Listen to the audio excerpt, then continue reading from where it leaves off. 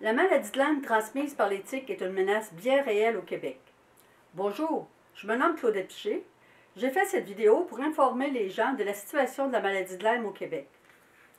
En septembre 2008, à Saint-Séverin, à Mauricie, je fus piqué au bras et depuis, j'ai la maladie de Lyme et des co-infections.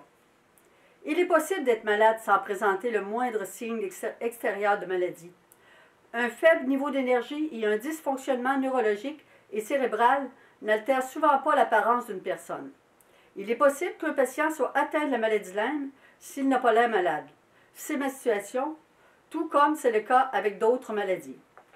La maladie de Lyme étant transmise par les tiques et d'autres vecteurs sont une menace bien réelle au Québec. Est-ce qu'on pourrait convenir que l'accessibilité au traitement, la sensibilisation des médecins et l'opinion publique en resteraient cependant très insuffisants?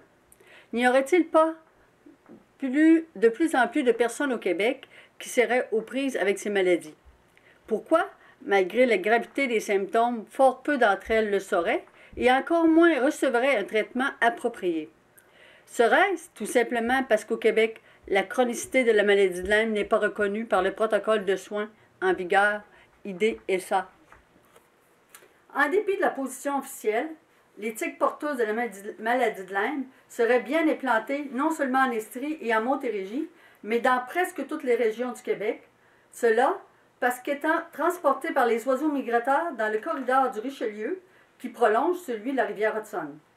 Et c'est là, près de New York, que fut identifié il y a plus de 45 ans le principal foyer mondial de cette infection. Le premier cas relaté au Québec date de 1984. Ce fut une touriste française qui fut piquée lors d'un séjour à Chicoutimi. À son retour en France, elle fut diagnostiquée. La maladie de Lyme est la bactérie Borrelia burgdorferi, définie comme un ensemble de symptômes résultant de l'infection des animaux et des personnes infectées. Souvent, des co-infections se transmettent en même temps, telles que babesia, anaplasmose, éricliose, bartonellose, des fièvres, etc. Des centaines, sinon des milliers de Québécois, de tous âges, seraient atteints de cette maladie et vivraient maintenant avec des douleurs permanentes qui les empêcheraient de travailler et de fonctionner au quotidien.